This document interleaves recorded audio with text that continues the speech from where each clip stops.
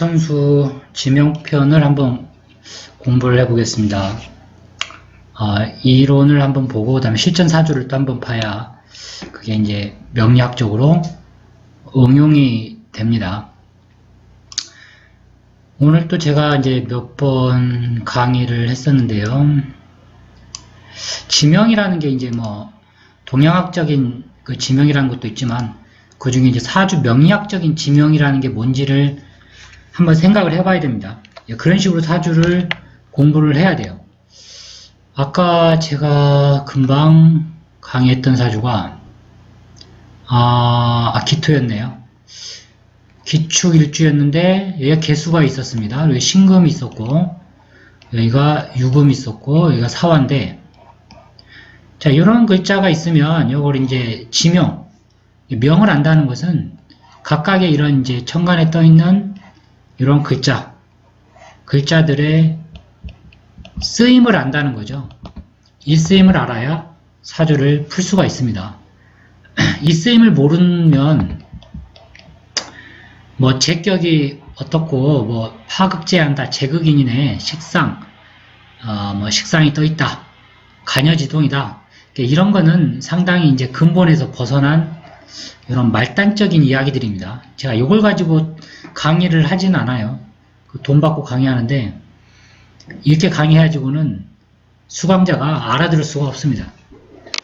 이런 거는 다 이제 시종자예요. 신금 시종자 개수에 풀어 제끼는 거죠. 여름이니까. 근데 이게 이제 좀 정상적으로 안 되는 겁니다. 이게 지금. 그래서 이분이 신병이 있는 거예요. 신병. 이게 이제 신병이 있는 사주인데, 어쨌거나 사주는 각각의 모든 글자가 다 이 명을 가지고 있습니다. 명. 그래서 인간, 농회, 요 인간계 농회라. 그래서 인간이라고 하는 것이 요한다, 필요한 거죠.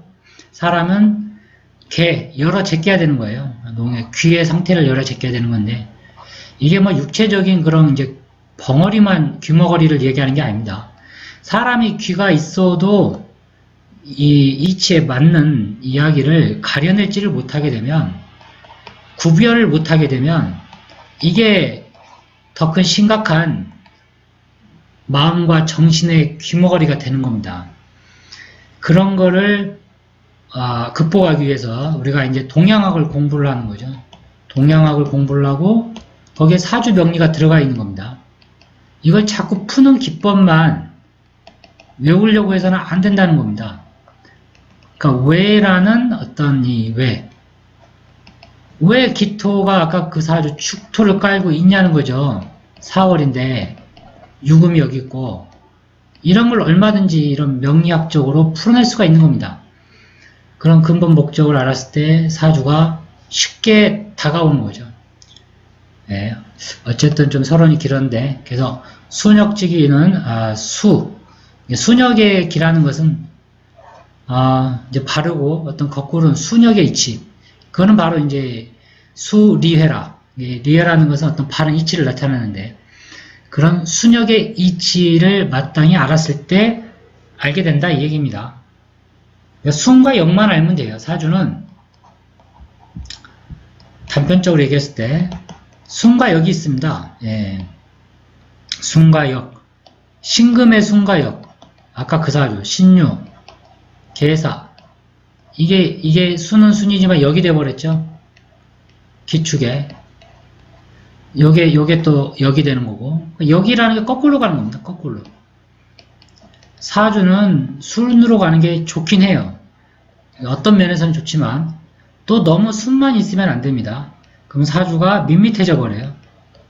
그러면 사주가 어떠냐? 세상이 맞추어 놓은 기준에 따라가요. 그러니까 이런 사주에는 이 선구자적인 정신이 없는 거죠. 맞춰 따라가니까. 그러니까 사주는 이렇게 다양한 각도로 생각을 할 수가 있으면 재밌습니다. 예. 그래서 명을 알지 못하는 자는 귀머거리와 같다. 명의 순역의 이치를 알고 그것을 깨달을 수 있다면 천하의 귀머거리 같이 어리석은 자들을 깨우칠 수 있을 것이다. 이게 이제 적천수에 나오는 지명편인데, 상당히 참 좋죠. 내용이 이런 글을 보면 자신을 좀 이제 반성하게 됩니다. 그래서 요거를 좀 보죠. 이 내용들은 다 이제 저기 하고, 예제 나와 있는 사주를 봐야 또 재밌으니까. 저는 이제 사주를 가지고 예를 가지고 많이 이렇게 푸는 스타일이라 이론을 많이 안 합니다. 이론을 접목시키는 어떤 이제 접목시키는 그런 훈련을 많이 해야죠. 자, 이 사주가 이제 고종 순왕제 명조인데 이런 형태가 이제 많이 보입니다. 이 황제 명조 중에는 황제, 그래도 한나라의 재상이기 때문에 뭔가 사주가 이게 범상치가 않아야 됩니다. 범상치. 이 사주를 딱 보면 이 경금이 좀 많이 떠 있죠. 6월인데 월지를 기준으로 사주는 보면 됩니다. 이게 무슨 뭐 양인격이니 이제 그런 얘기를 하는데 그 양인격이라서 어쨌다는 겁니까? 이게 양인격 이런 게 중요한 게 아니고 계절로 익히라는 얘기죠. 자연의 물상, 이러한 자연의 물상을 그림을 일단 무조건 그려야 됩니다. 이걸 상리라고 그러는데 이 상리에 이제 플러스 12신살을 바로 대입을 해야죠. 12신살 그리고 사주의 순역의 기틀, 이게 이제 바로 보여야 되는데 그 첫 번째는 바로 상리다. 그림입니다. 유라고 하는 것은 우리가 이제 추석이 있는 유달이죠. 유에는 모든 만물이 인에서 시작을 해서 묘 쭉쭉쭉 성장을 해서 모든 생명체가 여기서 이제 갈무리가 됩니다. 갈무리. 이게 갈무리 되기 때문에 요 유가 시종자가 되는 거예요. 시종자. 요 시종자가 겨울로 지나가게 되면 이제 물어 풀어 제끼는 거죠. 요게 이제 대표적인 뭐 금수상관의 이치인데 금수상관 플러스 금수상관 희경관, 이 글자가 여기서 나오는 겁니다. 희경관이라서 화를 봐야 된다는 얘기인데 화를 많이 보고 있죠. 이런 사주들은 무조건 길조예요. 사주가 뭔가 범상치 않은 기운들이 천간에 막 떠 있는 거거든요. 거기에 살성도 있기 때문에 이 사주가 상당히 큰 권세를 줄 수 있는 사주입니다. 이런 사주들이 권세, 이 세자가 이 세자가 아닌데 어쨌거나 6월에 경금이든 신금이든 다 이런 거는 그 계절에 맞는 글자가 천간에 이렇게 투출되는 게 좋습니다. 일단 무조건 천간에 나와줘야 돼요. 이게 나와줬을 때 사주가 뭔가 그릇을 이룰 수가 있거든요. 자, 그러면 근데 그 투출된 글자가 연에서 나올 수도 있고 월에서 나올 수도 있고 일에서도 나올 수 있고 시에서도 나올 수 있습니다. 근데 가급적이면 100%는 아니지만 하여튼 이렇게 일이든 월에서 탁 튀어나와 주는 게 좋습니다. 근데 일간에서 튀어져 나오는 게 더 좋아요. 어떤 면에서는 여기에서 딱 투출이 됐잖아요. 길성이 빛이 나는 거죠. 필성. 왜냐하면 연월은 초중년을 나타내고 일시는 중년부터 말년을 나타내기 때문에 우리가 사람이 성장을 하면 보통은 30대 정도부터 튀어줘야 됩니다. 30대부터 기운의 탄력을 받고 이렇게 올라가 줘야 돼요. 이게 안 되면 아무리 그 사람이 늦게 그러니까 운이라고 하는 게 이렇게 시에 있는 경우 또는 뭐 일간에 있는 경우 월간에 있는 경우 전부 다 달라집니다. 예. 그래서 이렇게 일지에 있는 게 좋고 일지에서 좋은 글자가 이렇게 탁탁 튀어주면 벌써 이런 사주들은 이제 그릇이 남다르게 되는 겁니다.